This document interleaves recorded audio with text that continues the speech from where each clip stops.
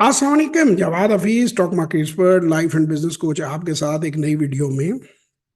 आज फिर हम बात करेंगे बाकू के डाकू पे। और बाकू में वो एक साहब हैं, वो वीडियो बनाते हैं। उसमें जो बड़ी मजे की वीडियो होती है, हमने अपना वादा पूरा कर दिया। पहली बात तो ये, वो उस वक्त ऐसे ऐसे पोज कर रहा होता है जैसे वो प्राइम मिनिस्टर है और उसने कोई जो है कोई मुल्क के अंदर कोई इंडस्ट्रियलाइजेशन का स्टेप उठा दिया। भाई तुम you are a bloody property dealer. उस बंदे ने पैसे दिए, तुमने प्रॉपर्टी खरीद के 50,000 जो डॉलर की प्रॉपर्टी है, 60,000 में 10,000 टका के खांचे लगा के उसको चाबी पकड़ा दी है। पहली तो बात यह कि इसमें तारीखी फतह कौन सी हो गई? हमने अपना वादा पूरा कर दी। भी तुमने क्या वादा पूरा किया? ये डबल रोटी देने वाला शगान पे कहे मैंने अपना वादा पूरा कर दिया, मैंने आपको डबल रोटी दे दी। भैया आप दुकानदार हैं, आप बेच रहे हैं, ग्राहक ने खरीदा। तो पहली बात तो ये है।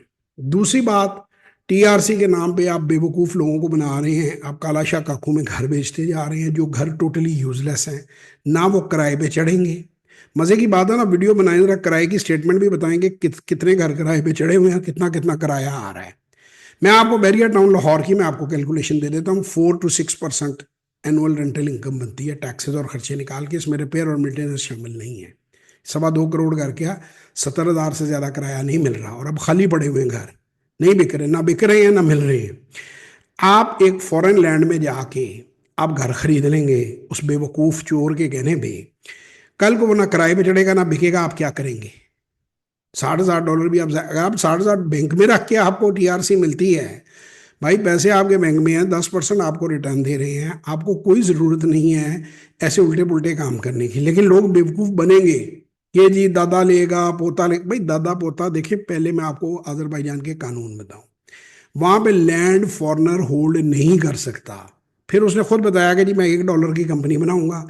फिर आपकी जो कंस्ट्रक्शन वाला घर है आपकी कंपनी के नाम ट्रांसफर होगा, वो कंपनी आपके नाम ट्रांसफर होगी। आपको इतनी कॉम्प्लिकेशन में जाने की जरूरत क्या है? अजरबैजान की पॉपुलेशन सिर्फ 1 करोड़ है। बहुत लैंड वहाँ खाली पड़ा हुआ है, सरकार मुफ्त के उनको घर देती है।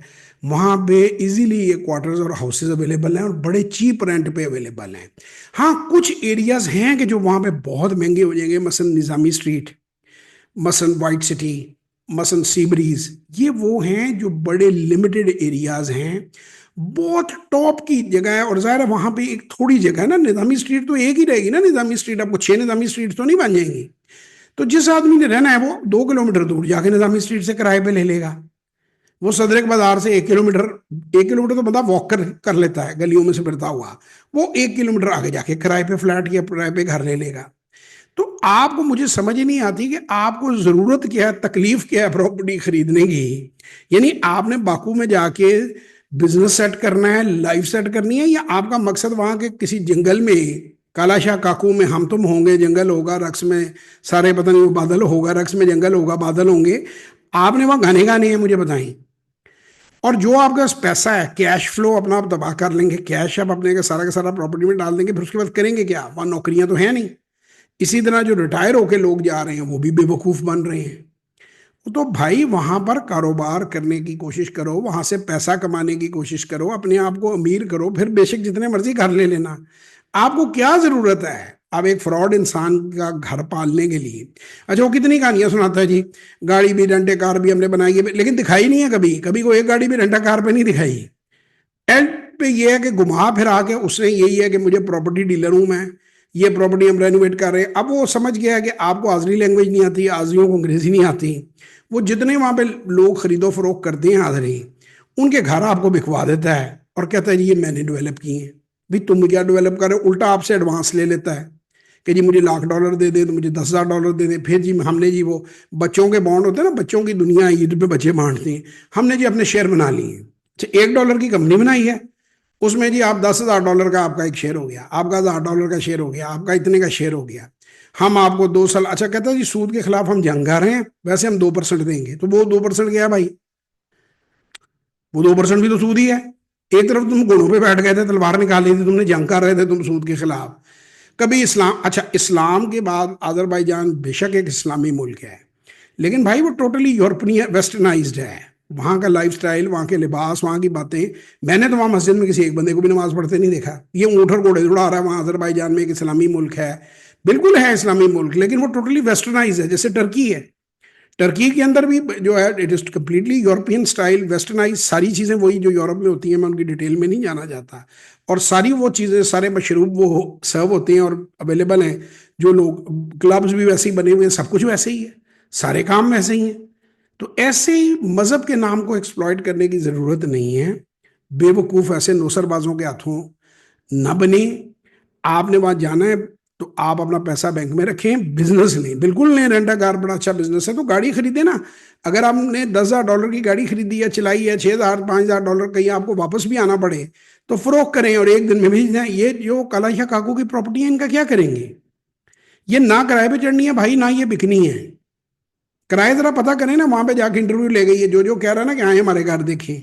आप जाए ना अजरबैजान, उन घरों के किराए पता करें वहां जाके, और न्यूट्रल जरा 5-7 प्रॉपर्टी डीलरों को मिले। और भाईजान 10 मना था घंटे के ऊपर इंग्लिश स्पीकिंग ढूंढते फिर रहे हैं, जितने जितने कहेंगे हम आपको मिलवा देती हैं ट्रांसलेटर्स। तो बेवकूफ़ ना बने, बेवकूफ़ ना बने। लेकिन लोगों ने फिर भी बाज नहीं आना कि प्रॉपर्टी जी दादा लेगा पोता, भाई उसकी मेंटेनेंस है, उसकी रिपेयर है, उसके लोकल टैक्सेस हैं, उसके 100 मसले मसाइल हैं। फॉरेन लैंड में मैं तो इस चीज़ का कायल ही नहीं हूं कि आप सीधा जाके अपना पैसा सारा कैश जो है वो फंसा लें। बहरहाल मर्जी आपकी है, पैसे आपके हैं, बाकू का डाकू आपका है, लूटे लुटवाएं अपने आप को। हम तो समझा ही सकते हैं। अगर आपने को इंसानों वाला काम करना हो तो www.jfconsultant.net, jfconsultant.net पे आए। 0336424234 0333424234 पे व्हाट्सएप वॉइस और टेक्स्ट मैसेज करें। हम आपको प्रॉपर स्कीम बना के देते हैं कि वहां जाके आपने करना क्या है, रोटी कहाँ से खानी है। टीआरसी लेना कोई ऑब्जेक्टिव नहीं है। टीआरसी लेने के बाद आप क्या करेंगे अगर आपके पास कोई बिजनेस प्लान ही नहीं है? और ये गधा आपको बिजनेस प्लान देगा। वो 4 साल से कह रहे हैं 3 साल में कहते हैं डबल हो जाते हैं, तो 4 साल तो वीडियो देख लें पुरानी, जाके $60,000 का तब बेच रहा था, $60,000 का ही अब बेच रहा है। वो पता नहीं सरकारी घर हैं क्या, उन घरों के स्टेटस हैं, कहाँ वो जंगलों में घर हैं। कोई वो मतलब वो तो 4 सालों में तो डबल हुई ना प्रॉपर्टी। वो तो उतने की उतनी, उसकी वीडियोस निकाल के देख, बस ये आखिरी मौका है, दिसंबर में ले लो, जनवरी में ले लो, मार्च में ले लो, ये आखिरी मौका है। हर वक्त ये आखिरी मौका है। वो जैसे वो होता था यहाँ पे स्टोर, उसमें सारा साल ही सेल लगी रहती थी। तो भाई ये फेक सेल है, वहां बहुत लैंड है। फिर वो कभी जी हम यहाँ पे जी हम भेड़ बकरियां पाल, किधर गई बकरियां, किधर गए फार्म? हमने जी जगह ले ली है, शमाखी को कैपिटल डिक्लेयर कर दिया गया है, टूरिज्म, वो जंगल पड़ा हुआ है। जैसे हमारे स्वात वगैरह आप जाएं, रास्ते में जंगल नहीं पड़े हुए। डिक्लेयर कर देने से क्या होना है? डिक्लेयर कर देने से वहां पे क्या ट्विन टावर बनना शुरू हो गया है? वहां पे जैसे आप कहते हैं बकरियां फिर रही हैं, हमारा कुत्ते चार रहे हैं, पगडंडियां हैं, उसमें लोगों को बेवकूफ बना रहा है कि जी ये दुनिया की महंगी तरीन जो है वो जमीन बन जाएगी। कहाँ बन जाएगी, कहाँ? आपने वो फार्म, वहां पे ना पानी है, ना बिजली है, ना बंदा है, ना बंदे की जात है। वहां जाके खेतों के दरमियान के जी शमाखी को कैपिटल डिक्लेयर कर दिया, पहाड़ी को पूरी पहाड़ी ले लो। वही जो अच्छा पहले पाकिस्तान के हर शहर में दफ्तर होते थे, अब एक दफ्तर रह गया है। बाकी दफ्तर किधर गए? पहले दुनिया के मुख्तलिफ मुल्कों में भी दफ्तर थे, वो किधर गए? ओवरसीज पाकिस्तानियों को अच्छा बेवकूफ उस आदमी ने बनाया हुआ है। ठीक है ना? फिर वो कहता है जी मुझे तो कोई फर्क ही नहीं पड़ता अगर पाकिस्तान ले, तो उर्दू में जो सारी की सारी वीडियोस बनाते हो ये जापानियों के लिए बना रहे हो। बेवकूफ बनते ही पाकिस्तानी है। उसकी वजह इंतहाई लालची, और सीधे हाथे से पैसा नहीं देते। आप कंसल्टेंट नहीं रखेंगे, आप कोच नहीं रखेंगे, आप सब कुछ गवा लेंगे फ्रॉडिये के हाथों, फिर रोते हुए आएंगे।